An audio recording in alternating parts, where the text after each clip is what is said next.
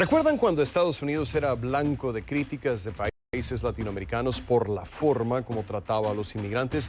Muchos líderes regionales decían que era un trato inhumano, injusto, por debajo de los estándares de un país que debería ser un ejemplo de respeto a los derechos humanos. Ahora, la migración se ha convertido en un reto regional. Hay migrantes de Haití, Venezuela, Centroamérica y hasta de África Occidental en países como Brasil, Chile, Colombia, Panamá y México. Y ahí viene la pregunta: ¿cómo estamos tratando a esos inmigrantes?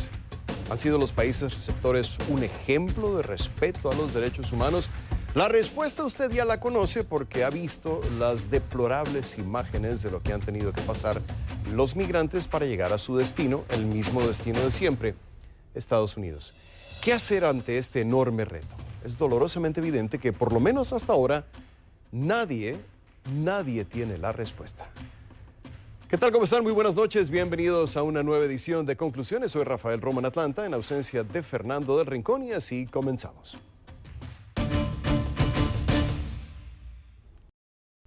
Les pido que a partir de ese momento me acompañen utilizando la etiqueta numeral Conclucárceles SU de Ecuador, Conclucárceles SU. Recuerden que recibo todos sus comentarios en mi cuenta en Twitter, @RafaelRomoCNN.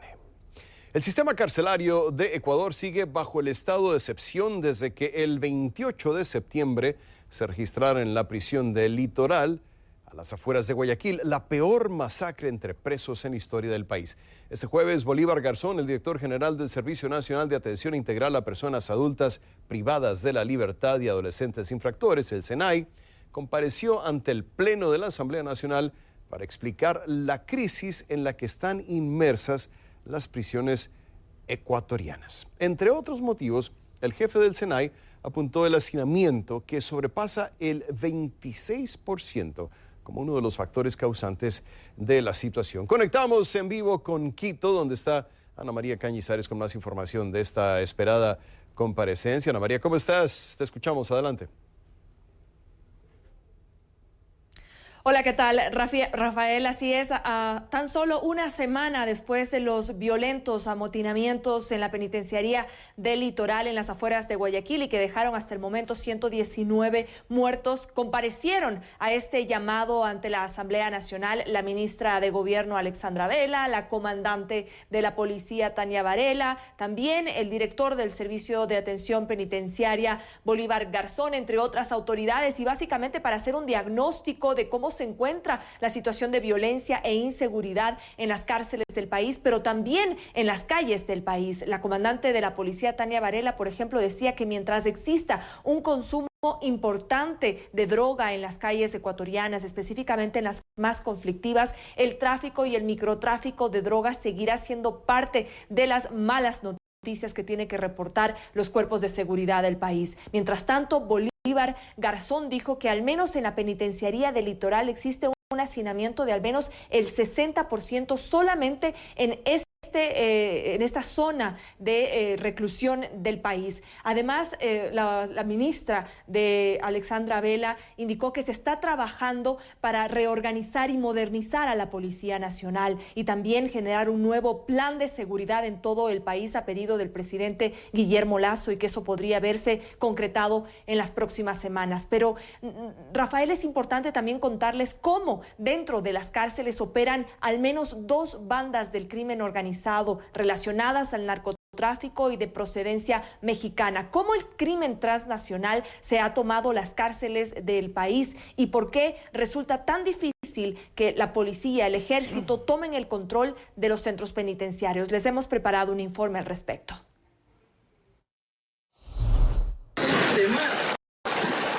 La bomba de tiempo explotó y provocó la peor masacre carcelaria registrada en la historia de Ecuador. La situación se salió de las manos, se salió de control. Pero lo que quiero es que me digan si está vivo o está muerto, y está muerto para enterrarlo. Más de 100 reclusos fallecieron y el gobierno insiste en que el origen de la violencia está en el narcotráfico. Es producto de las disputas territoriales y de liderazgo entre las organizaciones narcodelictivas que operan dentro de las prisiones. Allá los presos son los que mandan, los presos mandan. Tanto el Departamento de Investigación investigación e inteligencia de la policía, como el Servicio de Atención a Personas Privadas de Libertad, han indicado que al menos 2 carteles mexicanos del narcotráfico, Jalisco Nueva Generación y Sinaloa, han levantado guerras intestinas de la mano de al menos 6 bandas delictivas nacionales, una de ellas la de los Choneros, que sufrió un revés tras el asesinato de su cabecilla el año pasado. Las bandas nacionales son brazo criminal de las internacionales. Son y tienen un poder igual o superior al del propio Estado. Por eso es una amenaza a la seguridad integral. No es al sistema penitenciario solamente. Un agente de la Penitenciaría del Litoral habló con CNN bajo anonimato. Aseguró que las bandas del crimen organizado están literalmente adueñadas de diferentes pabellones, donde corre mucho dinero. El agente en su declaración textual dijo: las mafias invierten en armamento, nosotros no tenemos autoridad, ellos no obedecen a la gente, sino al jefe de la mafia. Ingresamos si nos permiten. Aquí está la base de operaciones de sus negocios afuera. Estas bandas del crimen organizado vinculadas al delito del narcotráfico no dan tregua aquí en la Penitenciaría del Litoral. Miembros de la policía y de las Fuerzas Armadas mantienen una fuerte custodia de este centro penitenciario, pero no logran el control absoluto. Frecuentemente la policía informa sobre decomisos de toneladas de droga que buscan salir del Ecuador hacia diferentes destinos y que automáticamente encienden la tensión en las cárceles. Ecuador opera como un país de tránsito para el narcotráfico. El ex jefe de la policía en Guayas dice que esto ya no se puede ocultar. Ya se identifican, ¿no? O sea, ya no es un secreto cómo estas organizaciones que están debidamente identificadas aquí en el Ecuador, ellos mismos hacen propaganda y se identifican como parte de un brazo armado o un brazo operativo de las organizaciones internacionales de narcotráfico. En 2020 se incautaron 128 toneladas de droga y en lo que va del 2021 se han decomisado 132. Son las operaciones más grandes de incautación en la historia, según el Ministerio de Gobierno. Al interior de la penitenciaría se han encontrado todo tipo de objetos prohibidos. Sin embargo, la pregunta es, ¿cómo ingresan y quién lo permite? El narcotráfico, el crimen organizado, busca cómo corromper. La corrupción está en todo lado.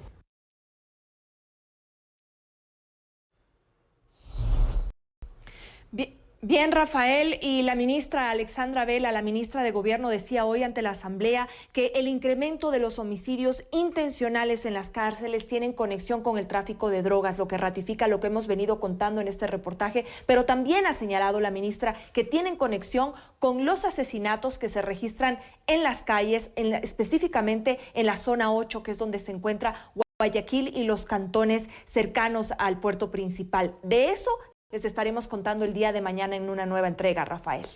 Antes de que te vayas, me gustaría analizar un poco la situación contigo porque me parecía muy interesante, en una forma grave, lo que decía el presidente Lasso la semana pasada, cuando le preguntaron si su gobierno tenía el control de todas las prisiones. Él decía, bueno, francamente, me gustaría decirles que sí, pero francamente no puedo asegurar que tenemos el control de esas prisiones.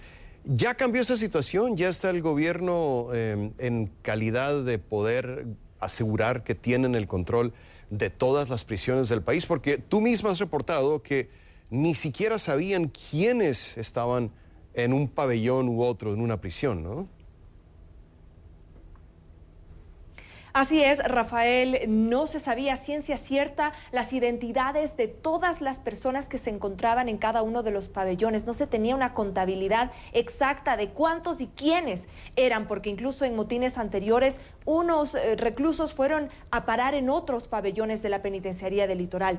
No se puede decir que el gobierno puede abiertamente decir que ha recuperado un control absoluto. Absoluto es la palabra que ahora cabe, Rafael, porque si bien el gobierno ha dicho que logró controlar momentáneamente la situación que se generó en la penitenciaría, no ha hablado todavía de un control absoluto y de garantizar, sobre todo, que esto no vuelva a ocurrir en las cárceles ecuatorianas. De hecho, el presidente Guillermo Lasso dijo que es previsible que esto pueda ocurrir no solamente en las cárceles de la provincia del Guayas, sino en otras como en la provincia de Azuay o en la provincia de Pichincha o en la provincia de Cotopaxi, como ya ha ocurrido en días anteriores y en meses anteriores. Es decir, todavía hay mucha tensión. Nosotros hemos hablado con guías penitenciarios, con agentes penitenciarios que, como vimos en el reporte, ellos insisten en que no pueden ingresar a los pabellones, ni siquiera ellos, que son el primer frente, el primer filtro de cercanía con los reclusos. No es tan fácil el ingreso a esos sectores sin la autorización de los cabecillas. Y es precisamente lo que han indicado las autoridades el día de hoy ante la Asamblea. Los cabecillas muchas de las veces extorsionan y corrompen al sistema penitenciario, y por eso la necesidad de un plan urgente de reestructuración del sistema penitenciario, como ha ofrecido el presidente Guillermo Lasso con una inversión de millones de dólares. Sí, bueno, no quiero pecar de inocente tampoco. He visto situaciones similares en este país, pero en Ecuador abiertamente las autoridades y el propio presidente dicen: no tenemos el control de las prisiones. Excelente como siempre la cobertura. Ana María Cañizares reportando en vivo desde Quito. Gracias, Ana María, y hasta la próxima. ¿Hasta qué punto podría escalar la violencia en las cárceles de Ecuador si no se toman medidas contundentes, efectivas y urgentes? Tratemos de encontrar las respuestas con mi primera invitada de la noche.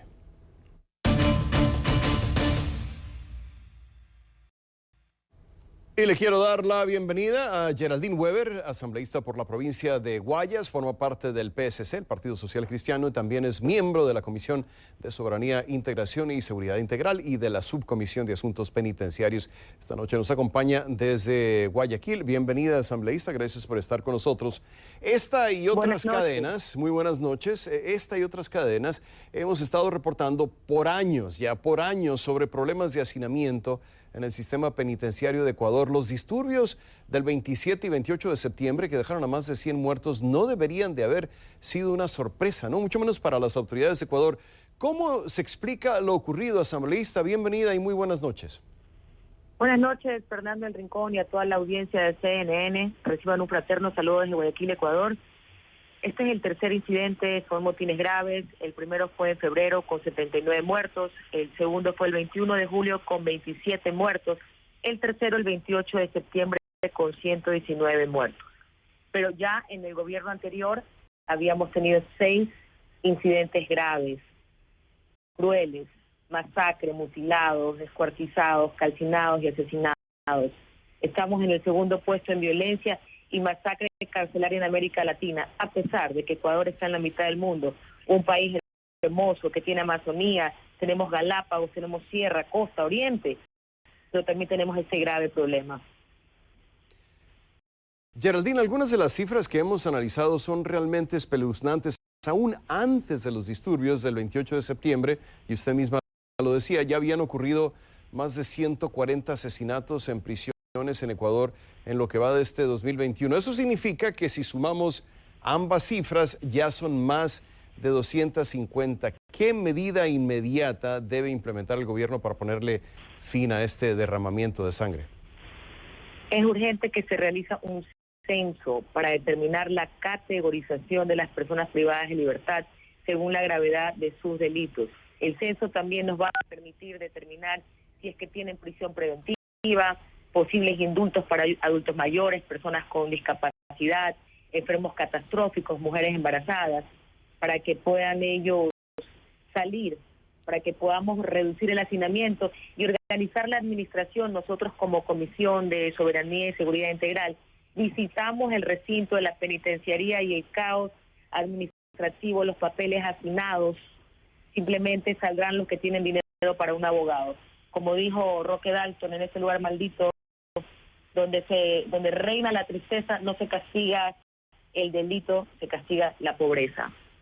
Sí, lo comentaba con Ana María Cañizares hace un momento, porque 2 días después de los disturbios, y seguramente usted se acuerda, cuando le preguntaron si su gobierno había logrado retomar el control de las prisiones, el presidente Guillermo Lasso dijo lo siguiente, y lo quiero citar, dijo: me gustaría poder decir en este momento que sí, que hemos asegurado completamente la penitenciaría del litoral, pero francamente, decía el presidente, no puedo. ¿Cómo calificaría usted, Geraldine, esta respuesta del presidente Lasso?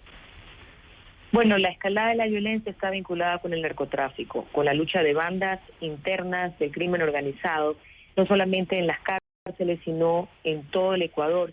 El presidente Lasso hizo un ofrecimiento de campaña que fue derogar la tabla del consumo de drogas, que realmente cambió la percepción de la juventud. Ecuador se está convirtiendo en un país de tránsito, de narcotráfico, de microtráfico, y con la percepción de que es posible tener un porte de drogas. Muchos jóvenes cayeron en el mundo de las drogas.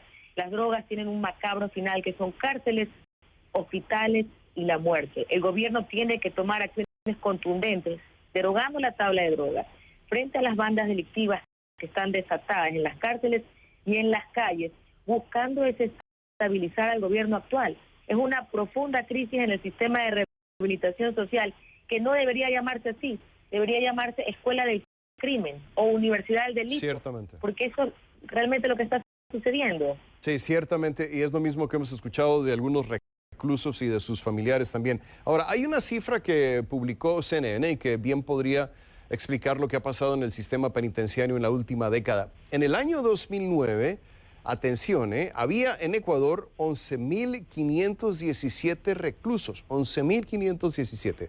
Esto según datos del Ministerio de Justicia. Para 2019, la cifra había subido a casi 49.000, casi 39.000, digo decir, 39.559 personas en el sistema carcelario. ¿Cómo se explica este dramático aumento, asambleísta? Porque realmente no se cuadruplicó el crimen en el país, o la cifra obedece a otras circunstancias. Bueno, hay un hacinamiento, la población carcelaria actual es 39.150, y el aumento de las personas en las cárceles ha sido, como le decía a usted, la gran mayoría están por el tráfico de drogas, por delitos relacionados con las drogas. Hay un 27% que están por delitos graves, y este 27% es lo que están haciendo de la penitenciaría una universidad del delito. ¿Cómo es posible que puedan ingresar armas letales al centro de privación de libertad? Hay una corrupción interna que hay que limpiar, que hay que empezar desde el SNAI, que es quien tiene el control de los guías penitenciarios, y también esta negociación interna entre bandas, guías penitenciarios, tiene que acabar. Nosotros necesitamos limpiar, y para esto es necesario tener alianzas con gobiernos que han podido superar crisis similares. Por ejemplo, Qatar, por ejemplo, Israel, Estados Unidos. Hay que pedir ayuda, porque como dijo Einstein, cometer el mismo error esperando resultados diferentes es locura. No podemos vivir más de lo mismo. Sí, definitivamente una locura lo que ha pasado en Ecuador, y vaya, todavía no termina por lo visto. Le agradezco muchísimo a Geraldine Weber, asambleísta por la provincia del Guayas, que nos haya conseguido esta entrevista. Gracias, asambleísta. Hasta la próxima.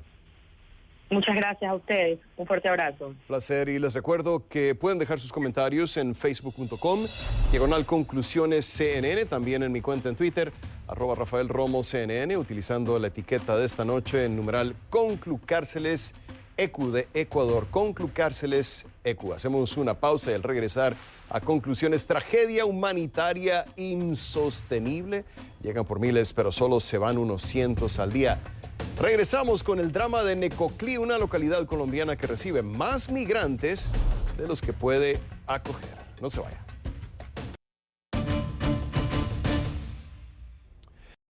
Por 50 votos a favor y 48 en contra, el Senado de Estados Unidos aprobó una ampliación del techo de deuda de Estados Unidos hasta principios de diciembre, después de que republicanos y demócratas llegaran finalmente a un acuerdo de última hora para evitar un desastre económico. Johnny Molinares desde Washington con más información. El Senado logró superar el mínimo de 60 votos para poder avanzar una legislación. Es un requerimiento que tiene el Senado dentro de las reglas, que le permite además a un solo senador tener el poder de dilatar un proceso legislativo en el Pleno. Pero con 60 votos la regla dice que ya se puede avanzar la legislación, y eso fue lo que logró un acuerdo entre los líderes demócratas y republicanos, que permitió que los 50 demócratas fueran respaldados por 10 10, en esta ocasión 11 republicanos, para poder avanzar la legislación. Al final, el voto final fue de 50 a 48 y con eso ya se levanta el techo de la deuda por 480.000 millones de dólares hasta el 3 de diciembre. Ese era el monto que había indicado el Departamento de Tesoro que necesita para poder pagar todas las deudas que tiene Estados Unidos hasta el 3 de diciembre. Después de esta aprobación pasa a la Cámara de Representantes y finalmente al escritorio del presidente Biden para que lo promulgue. La idea era terminar antes, mucho antes del 18 de octubre, cuando el Departamento del Tesoro decía que ya no tenía un solo centavo más para pagar deudas. Pero este problema solamente dilata el drama hasta comienzos de diciembre. Antes de esa fecha tendrá entonces que volver Cámara y Senado a solucionar qué va a pasar con el resto o por cuánto tiempo se puede levantar el techo de la deuda. Los demócratas quisieran que esto fuera suspendido hasta finales de diciembre del próximo año, 2022, pero los republicanos han visto que esto es una importante herramienta para presionar y poner a los demócratas contra la pared. Es debatible ver lo que va a pasar con el techo de la deuda. Algunos quisieran ver este drama terminar cada 2 o 3 veces o hasta 4 veces en cada administración. Se tiene que levantar el techo de la deuda y esto crea problemas no solamente con la reputación de Estados Unidos en términos de la responsabilidad fiscal, sino también tiene repercusiones mundiales. Por eso los demócratas quisieran terminar con este drama y sin embargo parece que Washington está acostumbrado precisamente a eso, a que cada 2 o 3 meses hay un nuevo dolor de cabeza. Por ahora, para los demócratas también le da un respiro porque puede avanzar en los paquetes de infraestructura y el paquete social que está esperando la Casa Blanca poder firmar y que pudiera ser uno de los grandes legados del gobierno del presidente Biden. Si esto se logra hacer en ese tiempo, también será el momento para pensar qué puede pasar con el techo de la deuda, pero ya será para comienzos de diciembre. Yone Molinares, CNN, Washington. Bien, gracias a Yone Molinares. En Florida siguen conociéndose detalles acerca de las horas previas y posteriores a la muerte de Mia Marcano, la joven de 19 años que luego de una intensa búsqueda por parte de las autoridades fue hallada sin vida el sábado 2 de octubre en una zona boscosa en Orlando. Ana María Mejía tiene la información.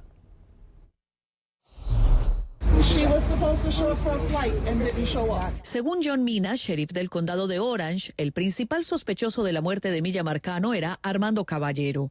Explica que cuando este video fue grabado por la familia, aún se desconocía que el hombre, más tarde hallado muerto por un aparente suicidio, sería pieza clave en la investigación. El video, grabado el 25 de septiembre a las 4:30 de la mañana, muestra cuando un policía habla con Caballero en el complejo de apartamentos donde vivía Marcano y donde trabajaba el hombre.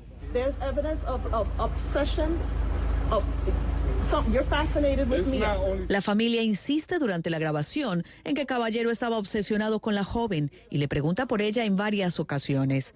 Sin embargo, unos minutos después, el oficial deja ir a Caballero, quien se sube a su carro y se va. Asegura el sheriff de Orange que no había en ese momento nada que justificara una causa probable para detenerlo. Reconocemos en ese video las preocupaciones que la familia menciona sobre las interacciones previas entre Mia y Armando Caballero. Sin embargo, en el momento en que se tomó el video, no había base para que nuestros agentes detuvieran o arrestaran a Armando Caballero. La oficina del sheriff de Orange publicó este miércoles un cronograma detallado del caso en el que explica que de haber detenido a Caballero esa noche, lamentablemente nada hubiera cambiado lo que sucedió.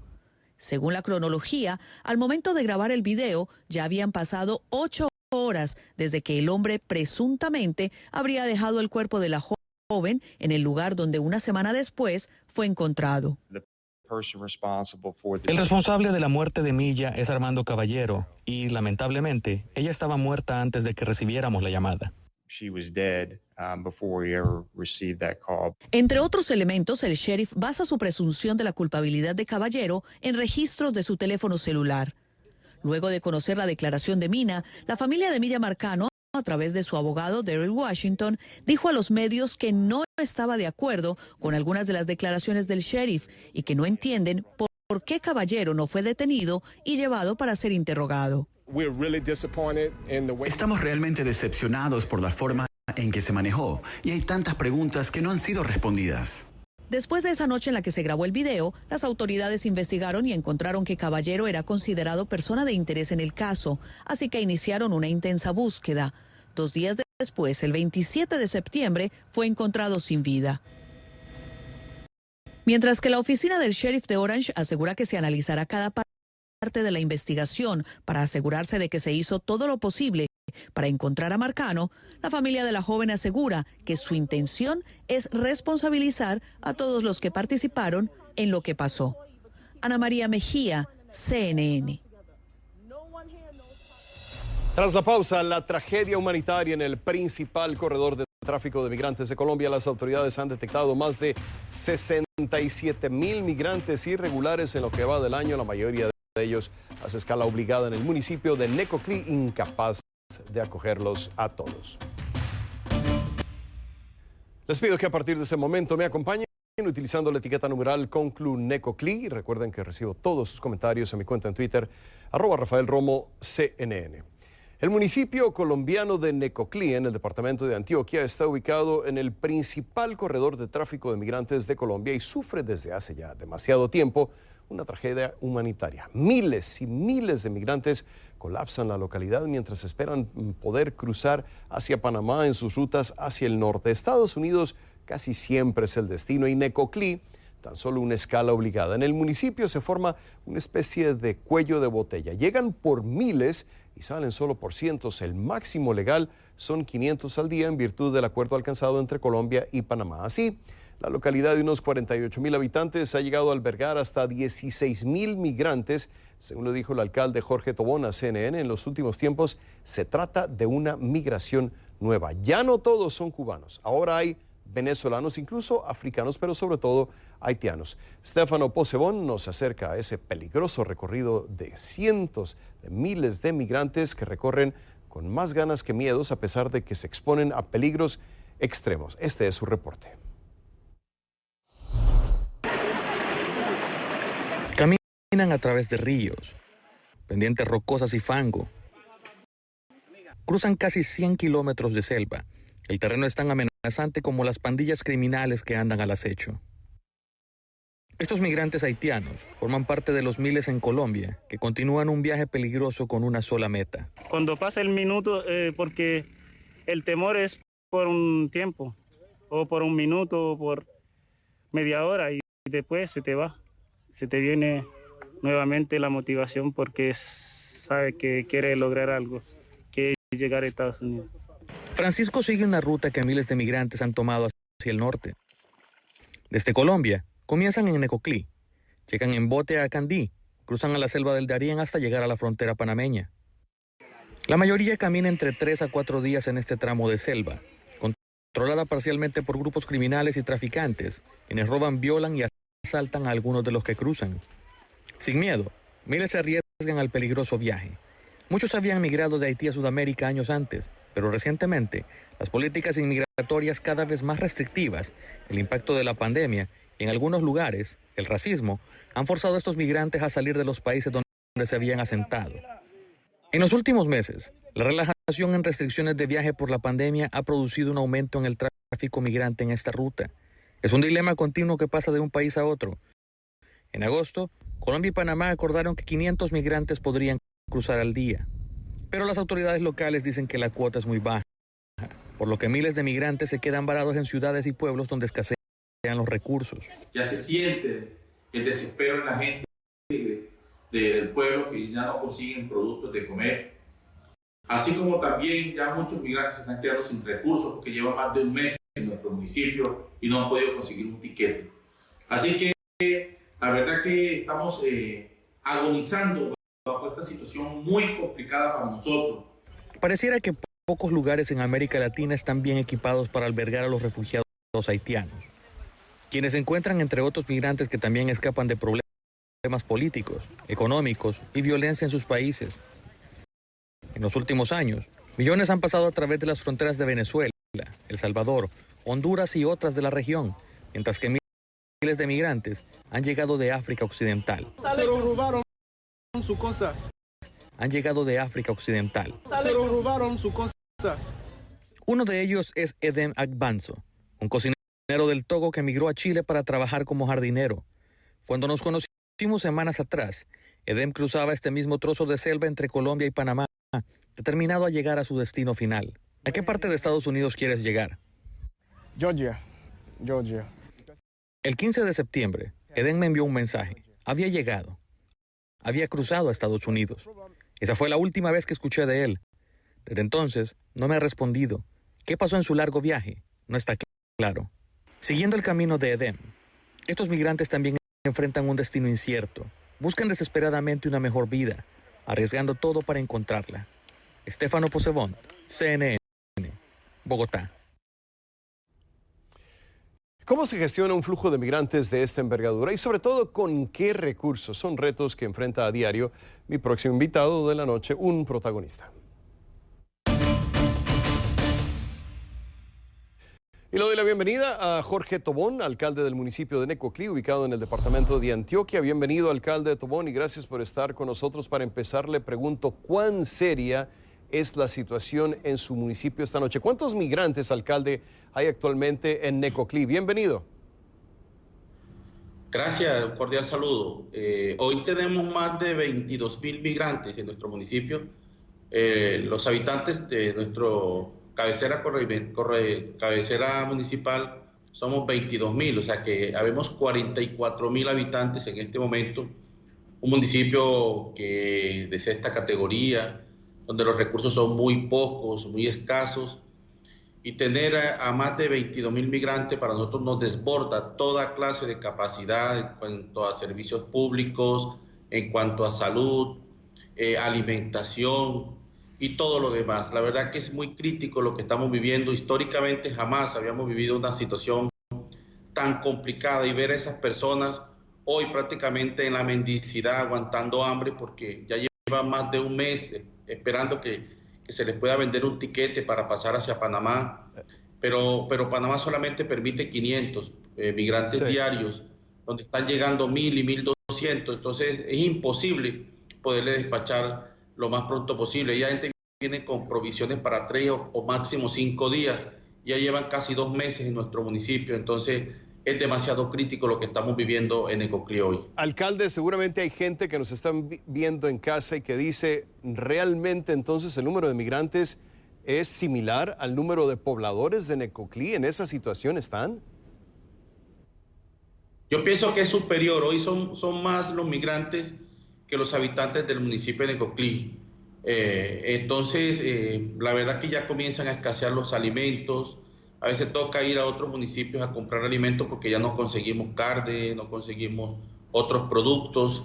Vemos muchos en la calle, durmiendo en las calles porque ya no tienen plata para pagar hotel o para pagar una residencia. Entonces hospedan a las mujeres, a los niños, y los hombres se quedan durmiendo en las calles, en los parques, porque no tienen recursos ni siquiera para comprar comida. Si se comen una comida, no se comen 2. Esa es la situación que hoy se está viviendo por parte de esta población migrante. Alcalde, ¿quiénes son estos migrantes? Entiendo que ha cambiado dramáticamente los países de donde históricamente eran originarios. ¿De qué países vienen? Su gran mayoría, un 70%, son de Haití. Siguen siendo de Haití. El resto vienen de países africanos como Senegal, el Congo, Nueva Guinea, otros hindú. Y últimamente se está viendo también una migración suramericana, gente que viene de Uruguay, gente que viene de mismo Brasil, Venezuela, que también quieren llegar a Estados Unidos. Solo que Panamá no permite. Panamá nos informa de que solamente permite el paso de todos los migrantes menos de suramericanos, de acá del continente suramericano. Alcalde, ¿está recibiendo su municipio algún tipo de ayuda por parte del gobierno departamental, por parte del gobierno nacional? ¿Cómo hacen para enfrentar este gran reto? Sí, claro. El presidente Iván Duque está muy pendiente de lo que acontece, nuestro gobernador Aníbal Gaviria también, todos. ¿Qué tal si no estuvieran acompañándonos en estos momentos? La verdad que cómo estaríamos acá en el municipio de Necoclí. Claro, lo que sí estamos diciendo, informando, es que el cuello de botella hay que solucionarlo lo más pronto posible. Por mucha ayuda que haya, no deja de ser una bomba de tiempo lo que vivimos en Necoclí. porque esta gente pueden entrar en desespero, pueden entrar en rabia y ya nos los han hecho saber por diferentes medios que son más que los necocliseños, porque ellos, el afán de nosotros obviamente no es el mismo afán de ellos. Y ver a un niño llorar de hambre, como lo están viendo ellos hoy, obviamente ellos se les podrían poder accionar, no sé, cualquier decisión que ellos quieran tomar. Entonces eso es lo que más nos preocupa, el tema de seguridad, porque la verdad que es aterrador ver lo que está pasando acá y mucho más lo que pasa en el tapón del Darién al pasar a Panamá, donde a muchos los están violando, los están asesinando. Son muchas las personas que quedan en esa selva entre Colombia y Panamá. Tengo que marcar una pausa, alcalde. Quiero pedirle que se quede con nosotros porque es un tema bastante difícil y es muy interesante hablarlo con un protagonista como usted. Así que marco una muy pequeña pausa aquí en Conclusiones y ya regresamos con el alcalde de Necoclí.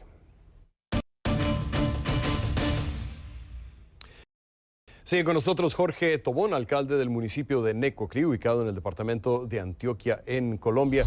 Alcalde, gracias por seguir con nosotros. Tiene que ser un reto por partida doble, ¿no? Enfrentar este problema inmigratorio en plena pandemia de COVID-19. ¿Hay manera de monitorear la prevalencia del virus entre estos viajeros, estos migrantes? ¿Tienen alguna idea, alcalde? Sí, es un reto bastante grande para nosotros estas alcaldías que nos tocó arrancar a los 2 meses de mandato con una pandemia mundial y ahí se nos suma este problema migratorio. La verdad que hemos hecho un esfuerzo grande a pesar de los pocos recursos y de las ayudas, pero lo más importante es que estamos aquí con la mejor actitud, con todo el deseo de acompañar a estos seres humanos al igual que nosotros, que si bien sabemos ellos no están acá por simple capricho, sino por las necesidades, por las situaciones que están viviendo en sus países de origen. Aquí estamos haciendo la gestión y lo esperamos con todo, y esperemos pues que ustedes también nos ayuden a que el gobierno panameño reconsidere ese cupo que nos ha puesto de 500 migrantes diarios, porque la verdad que siendo así no sé hasta dónde vamos a llegar. Ya tenemos tiquetes vendidos hasta el 30 de octubre y apenas estamos a 7 de octubre y hay muchos migrantes todavía así que no se les ha podido vender el tiquete más los que están llegando. Entonces hoy tenemos más de 22.000. Llegando a fin de mes podemos estar en 30 o 35.000 migrantes, ya dobleteando, pues prácticamente tripleteando la población local. Entonces es lo que más nos preocupa. Esperamos que el gobierno panameño entienda de que este problema no es de Colombia, este es un problema mundial. Ahí está el exhorto, alcalde. Ahora, Necoclí ha sido un punto de tránsito natural por históricamente muchos años, pero quiero preguntarle ¿cómo ha cambiado la vida para los habitantes de Necoclí bajo estas circunstancias? Porque supongo que, y usted nos da una idea al principio, se ha disparado en forma dramática el número de personas y bueno, la capacidad de absorber a tanta gente de Necoclí se ha visto rebasada, me imagino, ¿no? Claro, Necoclí es un municipio que vive del turismo, vivimos de ese día a día. Hoy el turismo no está, nosotros se nos ha caído el turismo en un 80%. Ya ese día a día de la gente que vive de las ventas del día a día, ya hoy no lo están haciendo. Eso ha hecho una afectación grande a nuestro municipio. La imagen, porque muchos no quieren venir a disfrutar de nuestras playas, porque no sé, tienen algún rechazo frente a esta población migrante.